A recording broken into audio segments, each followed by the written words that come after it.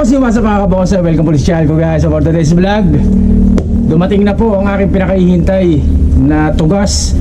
Galing po ng Davao to. So ang seller po nito si Newbie Wow. Yan, dito sa taas, Lagyan natin yung page ni Newbie Wow. Yan, dyan sa ibabaw. Sa kay Newbie Wow kayo order to. So namayin natin ito sa kanyang live September 19. So siguro pinadali niya to 20 o 21. Tapos dumating ngayon October 1. So mga 10 days yan. 10 days yung ano niya, shipping niya bago dumating dito sa amin sa Cainta, Rizal mga kabosa. So depende po yan sa layo kung saan kayo, kung gaano katagal yung pagdating. Pero dito sa Rizal, mga 10 days siya dumating dito.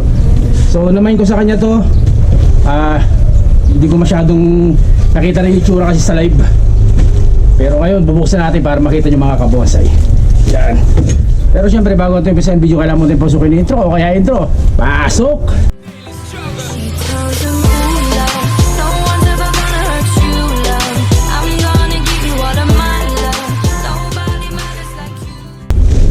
Baba muna natin itong malaki. Baba muna natin itong isa. So unahin natin ito. Unahin natin ito mga kabosay. So tinanong ko kay Newbie ko ilang piraso. Ang Sara sabi niya sa akin parang kulang 100 piraso to. So maliliit lang niya, mga small mga kabosay. Tapos yung video natin part 1 to kasi masyado mahaba to. Part 1 muna to. Tingnan natin kung ilang part magagawa natin mga kabosay. At oras na para buksan. Balot na balot to. Yung mga unang bonsai ko, unang tugas ko dati, nung mga 4 na taon o 3 taon, nung namimili ako ng tugas, kay Newbie Wow ko rin po nabili yung mga yun. Tapos ngayon na lang umulit.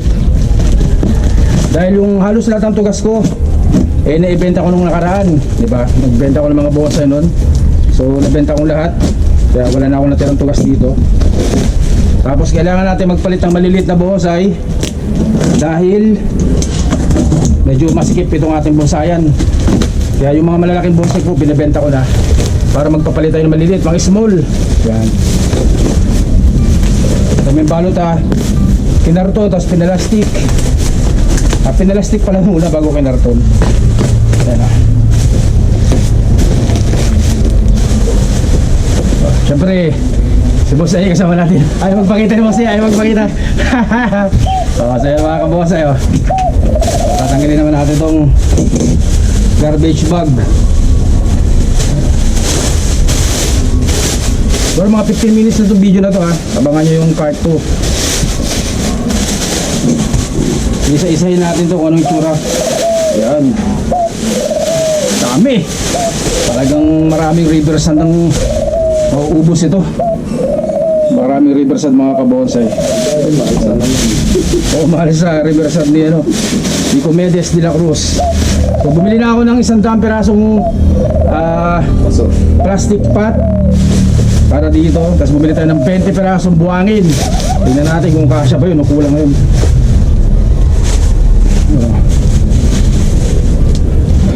Kita nyo yan? Ang dami. So may isa-isa natin. So guys ito na, nabuksan na natin yung tugas natin mga kabonsay. Ito na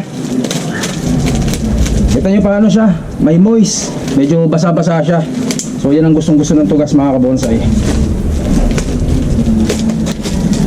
Tapos ang tugas kahit po yan medyo matagal nang nasa shipping, napakalakas dyan. So nangyari dito, binalot ng plastic, binalot ng karton, tapos binalutan ng masking tape. Para siyang na-vacuum o parang na ano siya, na tawag dito na ICU. Parang na ICU siya. Kaya nung lumabas, nung dumating pala dito 10 days, papakita ko sa inyo kung gaano kalakas ang tugas. Naglaglaga na. Ayun diba? May mga shoots na. Kita nyo mga kabonsay ayun may shoots na yung tugas nung dumating dito sa atin. 10 araw na nakapak. Ayan may mga shoots na. Ganyan po kalakas ang tugas talaga mga kabonsay. Paisan ko. Maganda Maganda. Ang gaganda at ang dami. Dami talaga nila.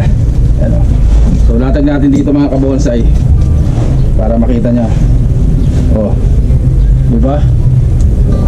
Pero may shoots Ang ganda ng forma nito mga kabonsay Dito pa lang bonsai na. So So ganyan kalalaki, mga small lang siya. So may nagbebenta rin ng mas maliliit. Puro shoots. Puro shoots mga kabonsay, kita nyo ha. Ayan, puro shoots yan. So ganyan kalakas ang tugas. Dami nito. Dami, ano, may mga naglalabasan ng shoots na.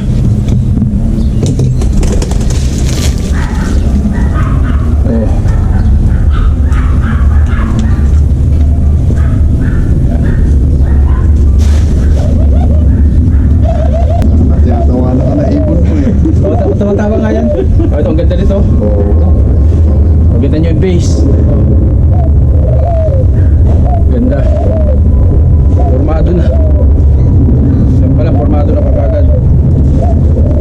Ang dami nito guys. Talagang magsasawa ako sa pagtatanim nito. Yung iba, yung workshop pa. Putol pa.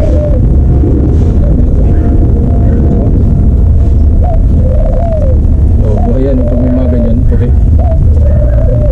Mga buhay yan. Dami nito. Ilan na ba? 1, 2, 3, 4, 5, 6, 7, 8, 9, 10 11 12 oh, ganda 12 13 ayun may mga shoots na ang dami shoots mga kabosa 13 oh, 14 15, ang ganda nito 15 yun 15, oh 16 17, ang ganda oh 18 ito pre oh 19, ito medyo malaki to pa-medium na to so, 19, ganda nito ganda no? So, 20, medyo malalaki to oh. 20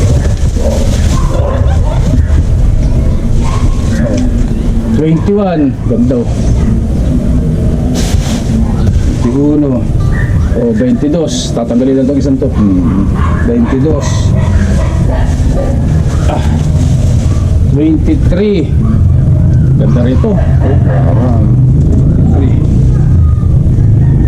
24 may mga shoots na 25 oh 26, ganda rin ito 26 27, dami shots oh 27 28 29, ganda oh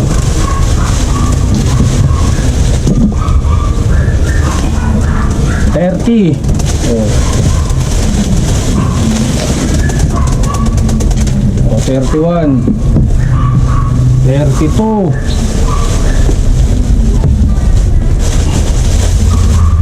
33 34 oh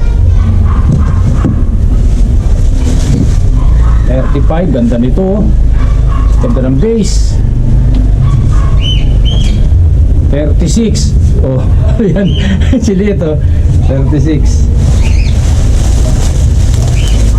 37 laki nito 38 i-workshop na lang 8 39 40 41 may mga shoes na 42 43 44 45 oh. So yan guys 45 pieces dun sa isang kahon pa lang yun. So meron pa tayo isang kahon dito. Pero iba-iba sukat ito, may mga malalaki. Ano, kagaya nito. Oh, pa-medium na to. Laki oh. Ganda.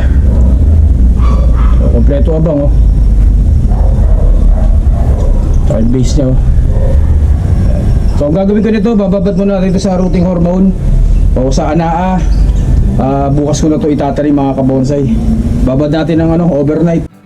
So guys, so yung anak ko hindi ko mahanap kung asan. So pinahiram tayo ni Boss Aye ng B1. Yan. So rooting hormone din mga kabonsay.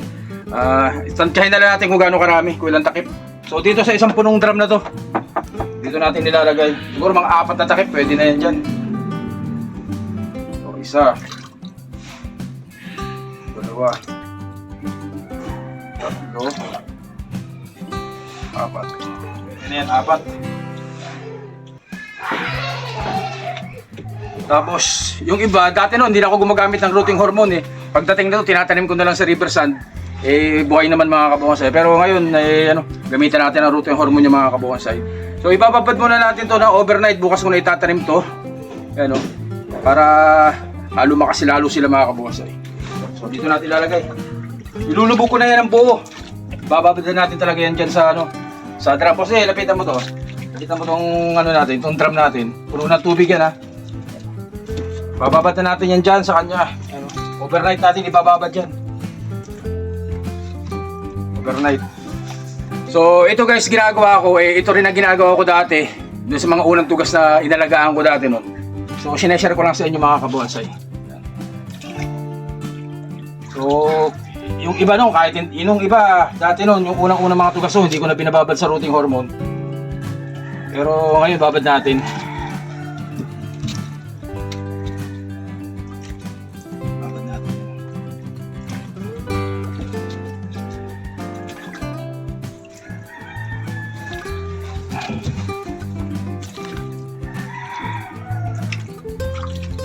Ako ng tubig ha.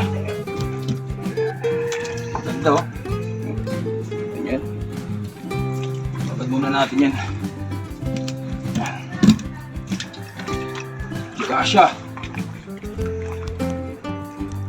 Hindi ata kasya boss ha. So iba ganyan kaliliit oh.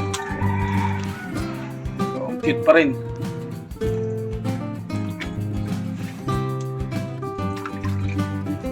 Overnight natin, babad natin ang overnight.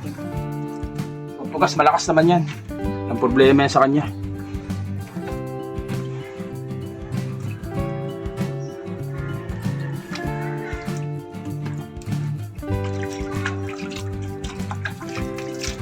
Sana magkasya to. Basta mabasa siya. Basta dito mabasa siya mga kabonsay.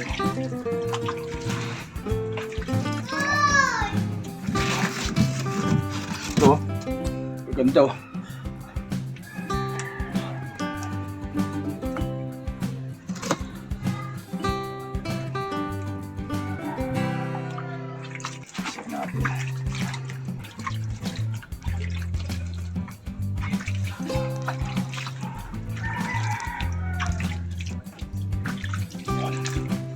So, dyan muna yung mga kabosay, tapos nagbalutan natin sa kanya.